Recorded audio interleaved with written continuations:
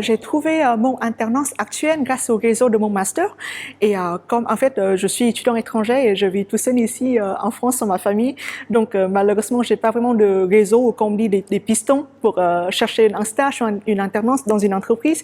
Mais heureusement, on a un très bon réseau de partenariats avec des entreprises au sein de BAIP ou aussi dans mon master. Par exemple, l'année dernière en licence, j'ai trouvé mon stage et mon job étudiant aussi grâce au bureau du BAIP.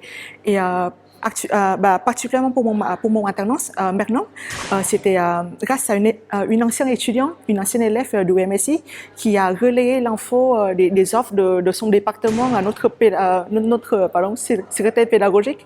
Et du coup, j'ai postulé et j'ai passé des entretiens avec ses managers.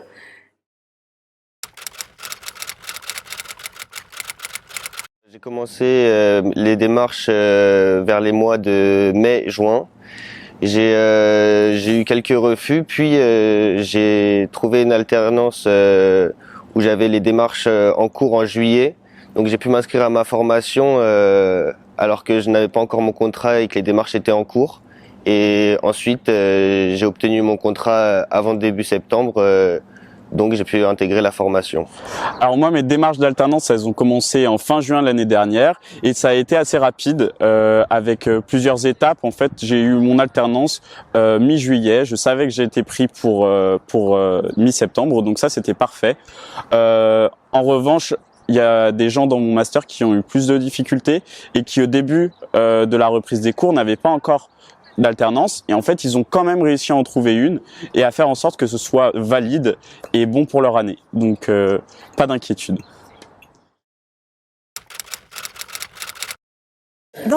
Pour l'environnement de travail, nous, pour le Crédit Agricole, on travaille dans un campus à Montrouge et personnellement, j'aime beaucoup ce campus. Et j'ai dit campus parce que c'est pas juste un bureau dans une gare de Sienne, c'est pas à La Défense, quoi. C'est vraiment un campus. D'ailleurs, ça ressemble beaucoup au campus de notre université à Paris-Nanterre. Et par exemple, ça ressemble plutôt à un parc avec beaucoup d'espaces verts. Enfin, il y a même des canards qui se baladent au milieu de la journée. Et aussi, ce qui est sympa, c'est que, par exemple, pour les internats, on a beaucoup d'événements qui étaient organisés par les RH, des ateliers de networking ou aussi pour améliorer notre CV. J'ai participé aussi aux différents ateliers de cuisine.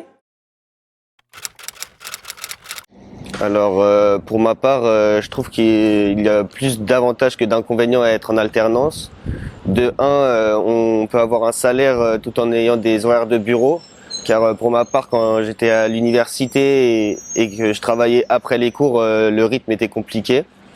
Ensuite, d'avoir une formation professionnelle à côté de l'université, que ce soit pour soi-même ou sur le CV, ça ne peut être que bénéfique.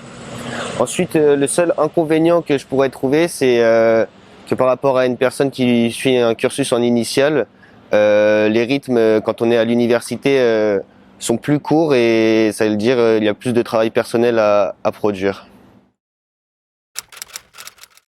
Alors j'ai la chance d'être très bien intégré à toute l'équipe de mon entreprise et donc finalement l'anecdote que je pourrais vous transmettre aujourd'hui, c'est celle du midi. On se retrouve assez souvent dans la cuisine pour manger ensemble et tous les vendredis j'ai lancé un peu un rituel, c'est celui de manger un kebab avec tous les membres de l'équipe et à chaque fois on rigole bien et ça nous permet de nous préparer pour le week-end.